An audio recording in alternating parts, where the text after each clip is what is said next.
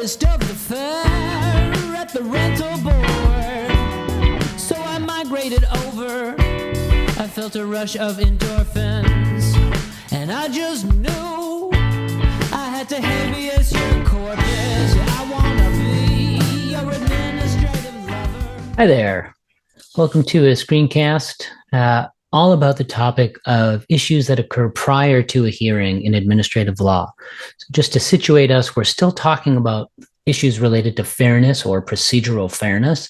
And we're asking ourselves, well, what might happen before the hearing even happens that gives rise to a finding that a tribunal or some other administrative decision maker has acted unfairly? So let's dive right in. The first and perhaps most important aspect of pre-hearing activity is notice. That is, the person being notified that a decision that involves their interests, rights, or privileges is about to be made. And the reason I say it's the most important is because you really need notice in order for any other rights to be effective. If you didn't know that a hearing was going to happen related to some issue that was important to you, then you wouldn't be able to make representations or participate in any way in the decision. And this is true in various ways. So let's think about what kind of problems we might expect to see with notice.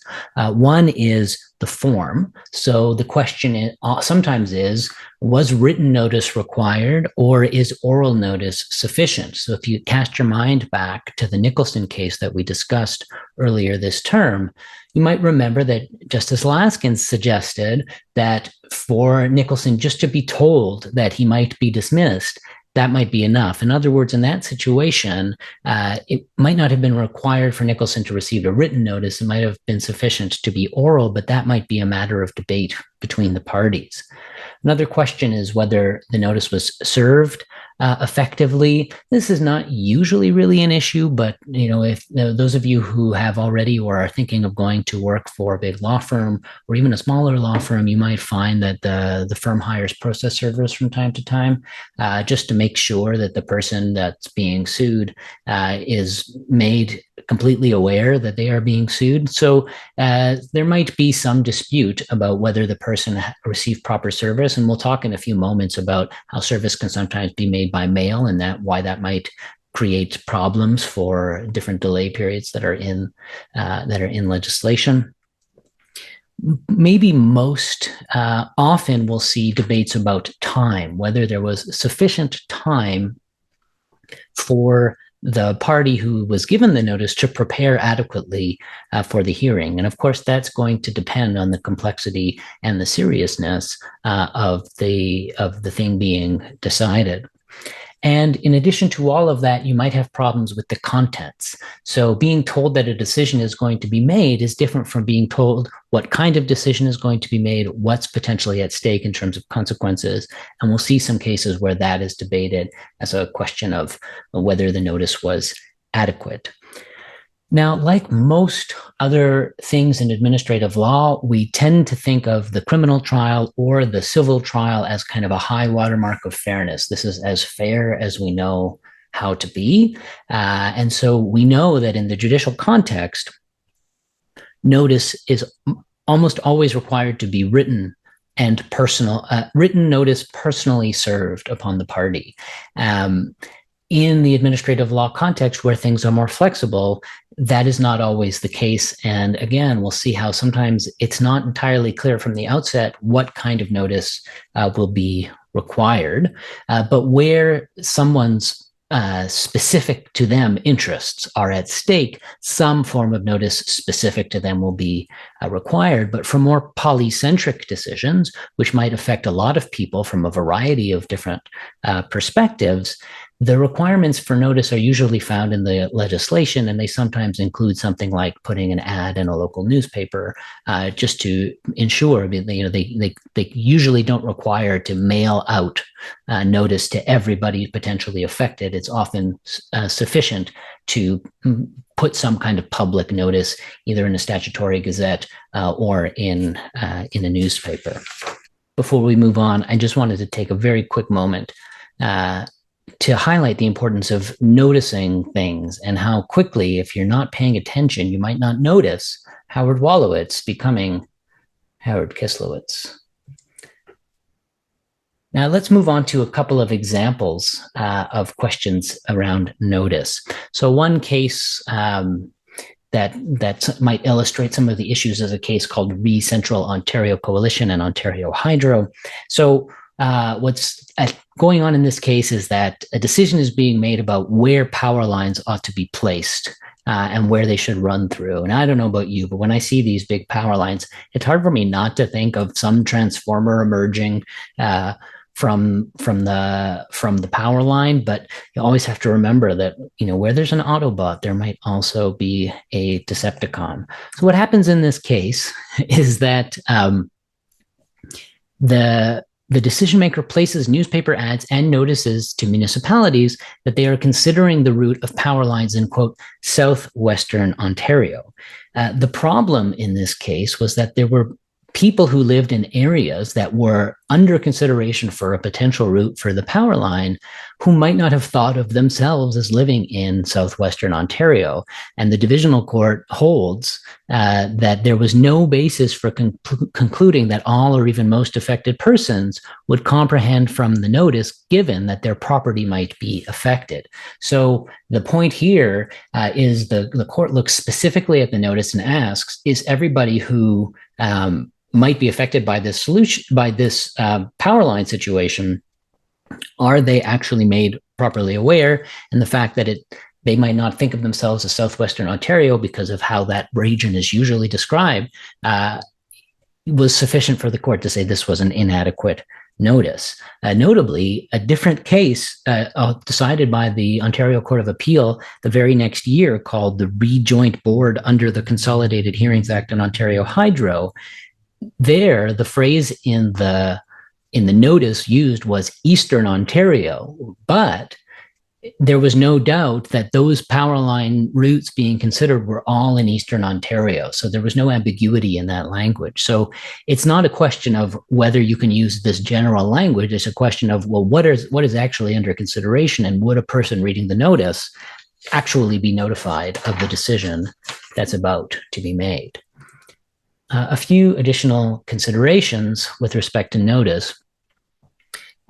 You can take a look at your casebook, and it talks about how sometimes in a statute, it provides that notice can be made by mail. The trick with this is that mail is not always quick, and there's some debate about whether the relevant date is when the notice is placed in the mail or when it is received. So in the Torchinsky case, the lateness of the mail created all kinds of complications if you read the statute carefully. So what happens is the notice about a decision being made that might affect Torchinsky's property is mailed out, and anybody is supposed who wants to make an appeal is supposed to serve their own notice 10 days before the scheduled hearing. So the problem is that Torchinsky only gets the notice on the day of the hearing, so he can't meet the deadline set by the statute, even though it looks very strict. Ultimately, the court sets that aside and says, we're not going to let this stand. He didn't get adequate time to meet the deadline, and this delay in the mail shouldn't be held against Torchinsky. So my lesson from the case is that sometimes a strict-looking statute that sets a deadline, that can be set aside if the notice itself is inadequate.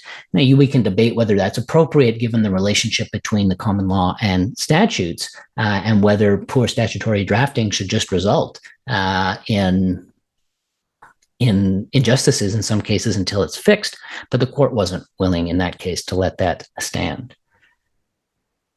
Now, often courts are guided by this idea of natural justice in determining the length and content of any particular notice, right? So remember, we've talked about how courts look for silences in statutes in order to let the common law idea of either natural justice or procedural fairness creep in. And where the statute doesn't prescribe how a notice should be delivered, how much in advance of the decision, what its contents should be, that's going to be determined by the common law. And as we'll see in a couple of case examples, that varies with the circumstances. So in a case called Taylor about horse racing in 1970 in Ontario, Mr. Taylor was told, this was the language of the notice, your presence is required to provide an explanation of a positive drug result found in your horse. Now, the notice didn't say that he has to prove himself not at fault in order for his license to continue to be valid. But the court holds, given that everyone in that field would know that a positive drug result puts a license at risk, the notice itself didn't have to spell out all the potential consequences or even the burden of proof in that case. Contrast this with a case called Mayan and the World Professional Chuckwagon Association here in Alberta in 2011, where Mayan is a chuckwagon racer. He gets a notice that there's going to be a disciplinary hearing about his participation or alleged participation in an altercation after a collision. And the notice refers specifically to rules where the sanction is up to $2,000. But ultimately, the commission, instead of fining him, they suspend his license for a year. They suspend his ability to participate in chuckwagon races for a year.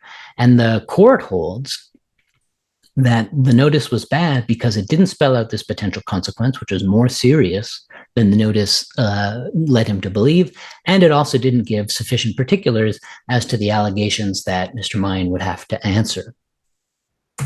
Another interesting example from 1984 is a case called Chester. What happens is that an inmate is being moved in a prison, and he was told that it was, quote, because of violent and threatening behavior and your assault on a staff member, which occurred on July 6, 1982. So the inmate thought, well, I just have to think about July 6, 1982, but the notice was actually intending to refer to the assault that happened on July 6 and all the violent and threatening behavior that happened before that. So the Ontario High Court holds that this was an insufficient notice because he was only prepared to answer allegations about what happened on July 6. So they had to give him a better notice and redo the decision. So this brings us to some consideration. Let's do a little bit of practice. Now, I know we're not live here, so as I'll say at the end of the video, for potential points in the point system that we've been working together on, if you send me an answer to this and the question that I'll pose at the end of the class, you are eligible for up to, let's say, 15 points. So this is an imaginary situation. Imagine that there's a guy named Warren. He's an Alberta lawyer, and he is charged with fraudulently obtaining a beverage while making a fictitious show of having baggage under Section 364 of the Criminal Code. Now, that's a real thing. You can actually be convicted. It is an offense in Canada to obtain a beverage while making a fictitious show of having baggage. I'm not entirely sure why that's the case, but I find it very entertaining. Just imagining someone walking into a bar and said, hey, give me a drink. Look at all this luggage I have here. Anyway, the case attracts significant media attention, but the criminal charges were ultimately stayed due to unreasonable delay.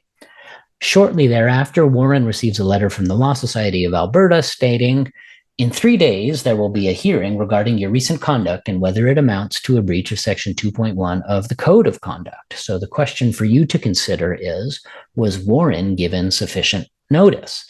And for full points, I'd like you to make both arguments. Make an argument that Warren was indeed given sufficient notice, and then make an argument that Warren was not given sufficient notice, and tell me which argument you think prevails. Now, this brings us to a discussion of Canada and the Commission of Inquiry on the Blood System. So let me start by saying a few words about commissions of inquiry generally. They are usually, in the federal context, created under the Inquiries Act.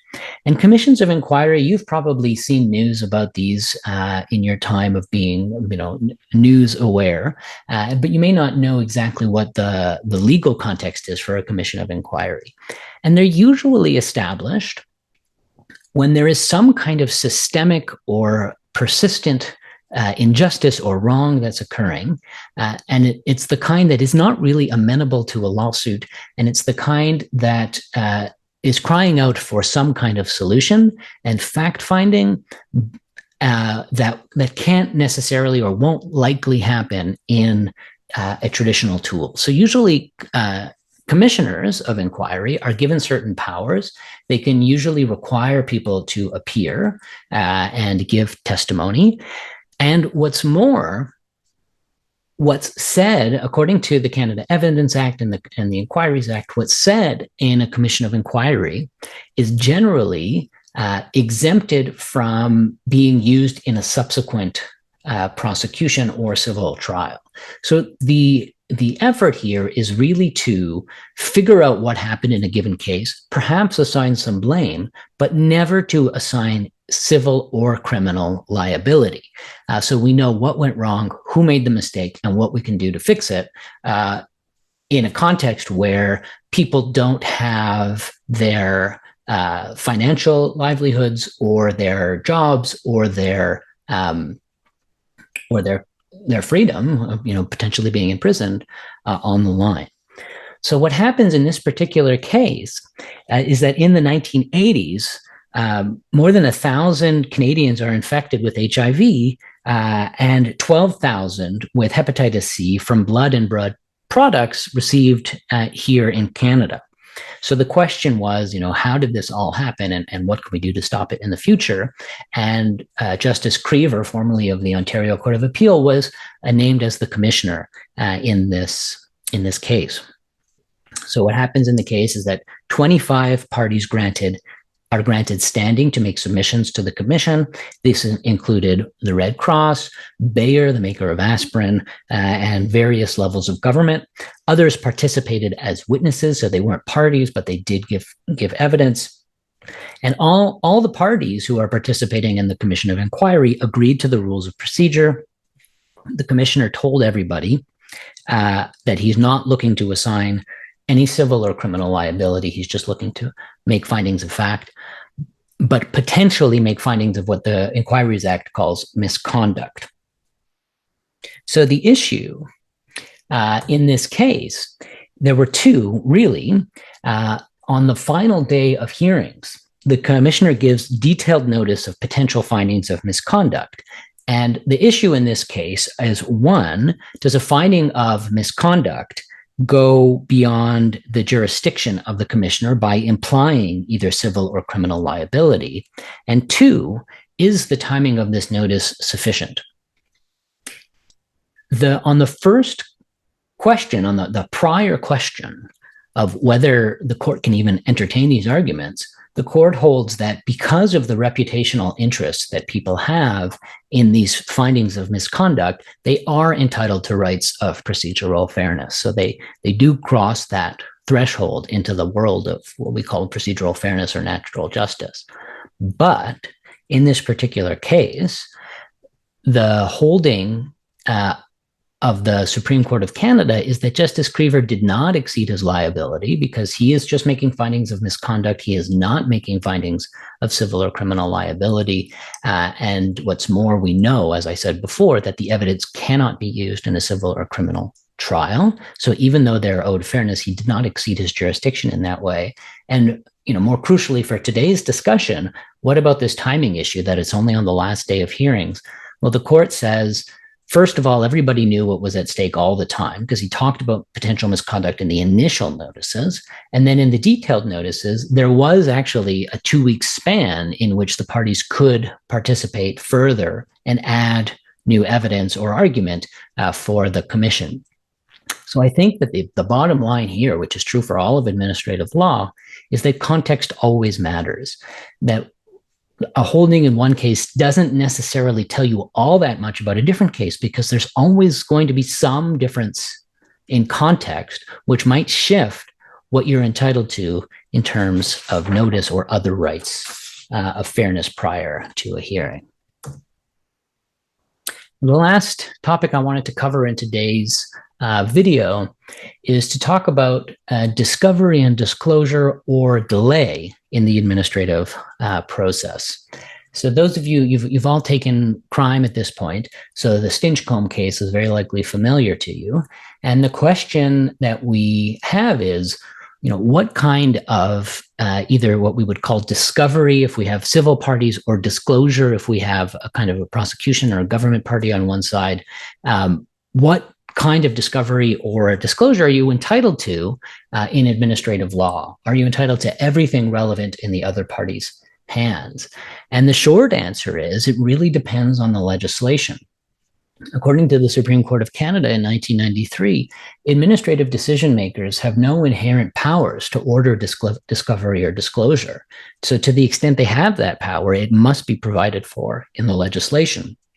And in this particular case, the legislation allowed a labor board to order disclosure or discovery in the adjudicative phase of its decision-making, but not in the investigatory phase.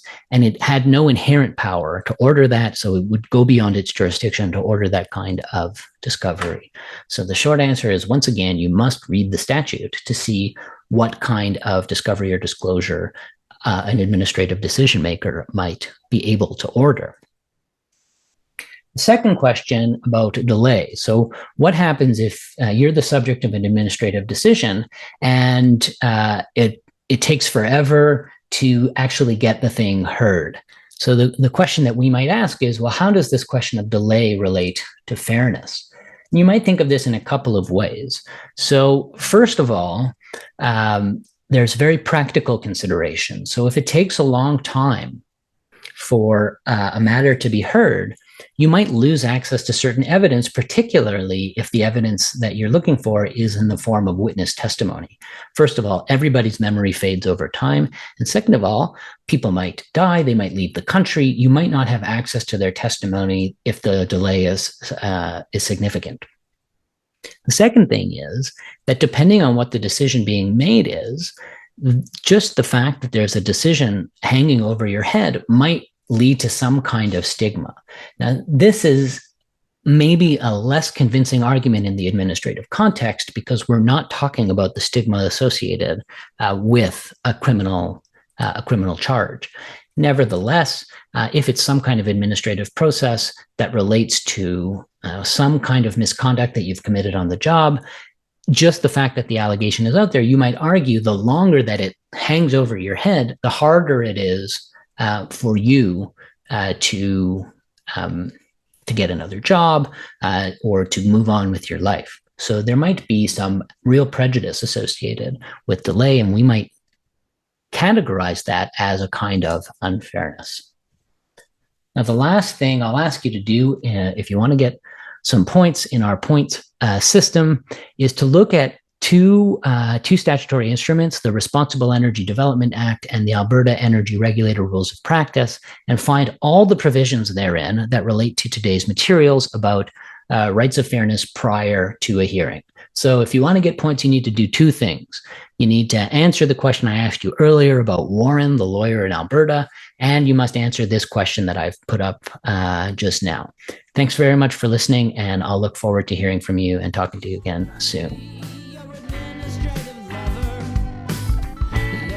This suggestion, I leave it up to your discretion. Yeah, I wanna be your administrative lover.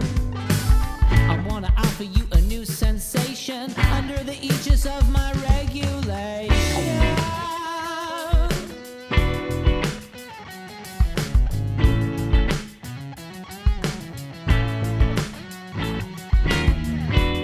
My heart started to flutter once I got near. This can't be reasonable. No, no, it said so in Dunsmuir. But you stayed my proceedings. Your rejection was searing. You didn't audit my part down. You didn't give